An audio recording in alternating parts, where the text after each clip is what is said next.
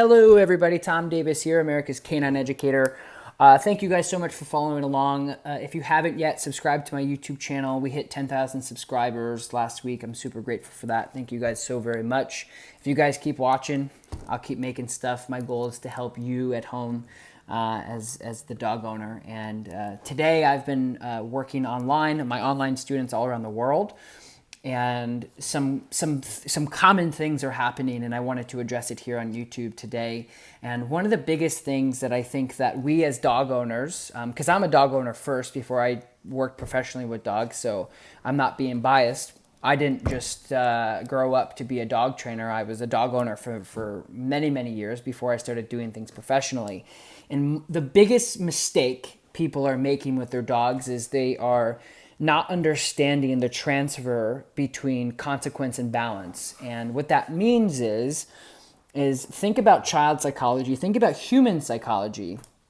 I work with thousands of dogs a year, and I work with different organizations and trainers and things like that to help me become better at what I do. Every single day I learn something new. And with that being said, the common denominator here and the common variable is environmental transfers of obedience, environmental circumstances, and things like that, which means I always put in the perspective of child psychology again.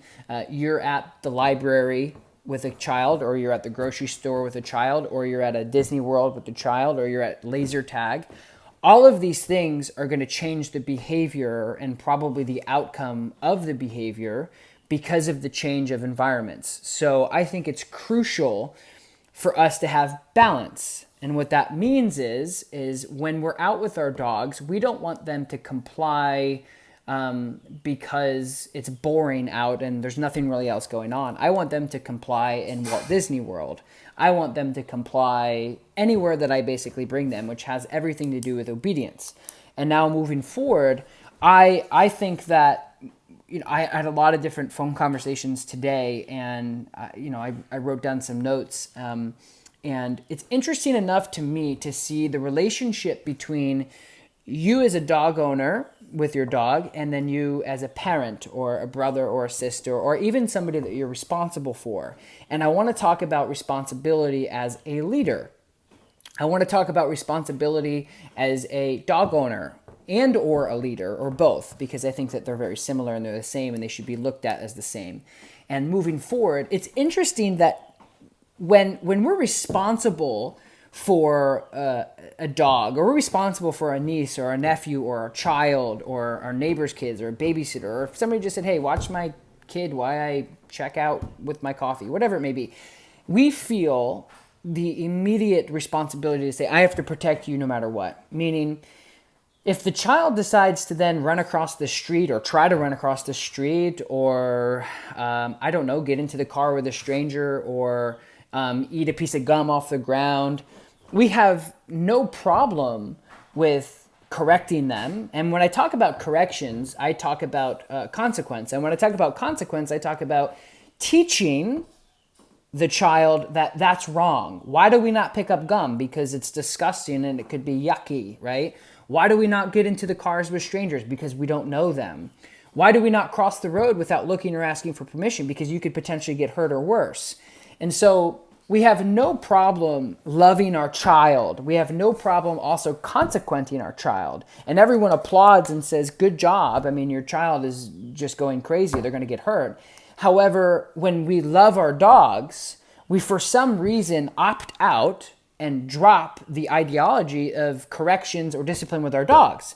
And for some reason, for me, I'm starting to find as a professional dog trainer that that's more than half the battle. Why are you having issues with your dog, or why is your dog not cooperating, or why are you having behavioral obedience issues? Is because you simply can't apply discipline and you can't apply some sort of consequence that makes sense. And when I talk about consequence, people automatically assume we're beating dogs and we're hitting them with sticks. And trust me, that's not the case. I wouldn't be in business for 9 years if that's what I did. I teach owners how to consequent their dog, and each dog specifically. That means if I say, correct your dog with an e-collar here, correct your dog with a prong collar here, correct your dog with a slip collar, use it. Everything is based dog by dog. So you can't say that because I corrected a dog with a prong collar because the dog tried to attack me, that's I'm not going to use that on a puppy or a dog that just doesn't sit properly. There's all sorts of different variables and versatility that goes around in dog training. And so moving forward, I think it's important to understand what a consequence is and what a correction is to a dog. And again, when you hear that, you think, what are we going to do to cause pain to my dog or harm? And I think that that's the issue. When you hear a purely positive reinforcement trainer, it's one-dimensional, it's one-sided. This is the only way I'm going to do things. I had a lady comment on one of my videos one time and told me that instead of correcting the dog with a prong collar, I should use something else because it's going to cause stress to the dog. And I simply just, because I want to learn, I said, great, tell me what I can do. And she suggested dumping buckets of water on the dog until they stopped. And so I just kind of paused and I thought to myself, well, dumping buckets of water on a dog as they're trying to attack a kid or a child is really not realistic. And it's actually not going to help me in any way, shape, or form in the future. So making sure that we understand that when we're using consequence and corrections, it doesn't always mean pain, and it doesn't always mean we're going to hurt anything. It just means we're teaching. And when we correct, we're correcting to teach. We're correcting to shape and mold. Much like bumpers when we're learning how to bowl, or much like teaching a child that we're going to hold hands before we cross or look both ways. We still do that to this day. And it's developing these types of behaviors to make them successful in the future. And I think that that's like uberly important. And it's just interesting to me how we love our dogs and we love our children. And our children decides to cross the road without looking or not listening when I say, stop, don't cross the road. Or I say, sit here because there's traffic and I have to go get something. And then the child gets up and says, I'm not going to listen. I'm not obedient. And we have no problem just doing whatever we can to get through to them. Like, you cannot do this because there's going to be huge consequences. Why? Because we love them and we're responsible for them. However, don't we love and aren't we responsible for our dogs at home? Yes, of course we are. So why do we opt out of consequence and correction to our dog? I think the answer, and you guys tell me in the comments what you think, I think the answer is simple. We don't know how. I think we have this ideology of we have a romantic, and by romantic I mean a loving relationship with our dog. It's all love and no leadership.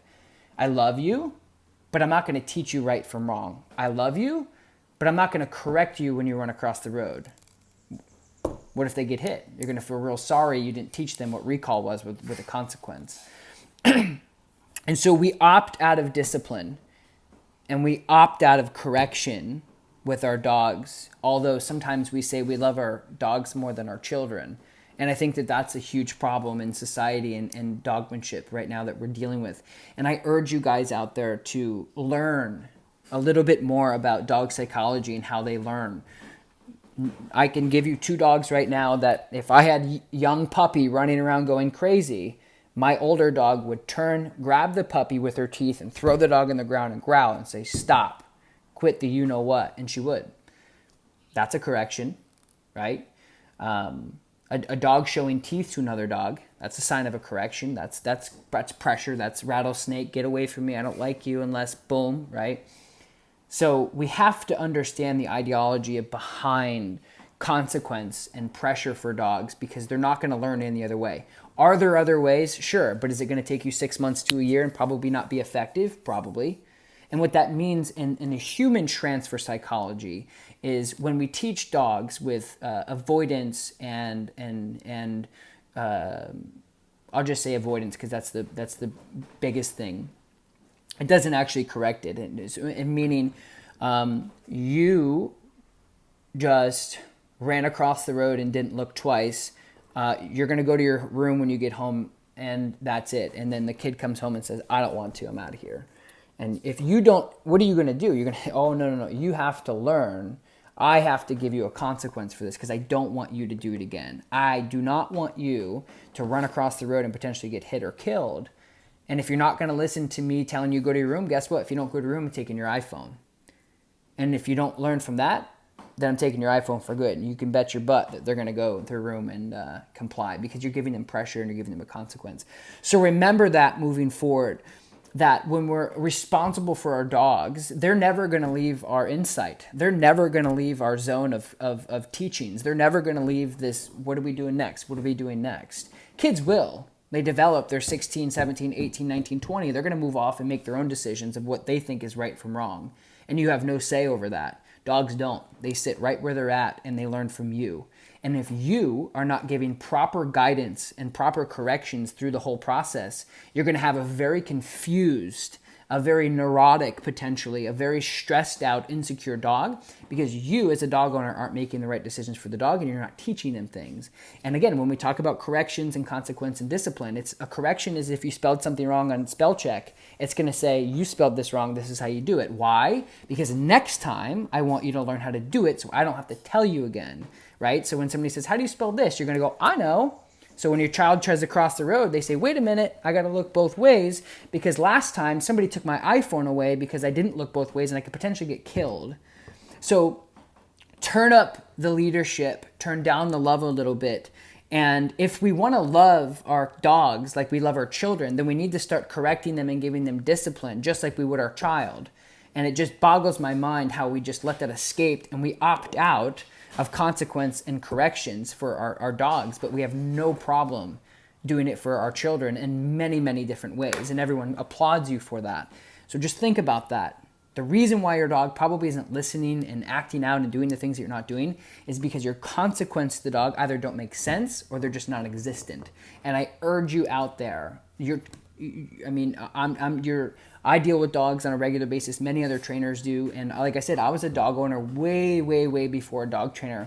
And I can tell you, I love my dog, but you bet your ass I'll correct them if they do something that's going to be life-threatening to them, because I never want them to do it again. Anyway, hope you guys all have a wonderful day. Thank you so much for watching. Subscribe, share this video, like it. It could save a life. That's it. That's all I got. I'm going to go back and train some more dogs. Peace out, guys.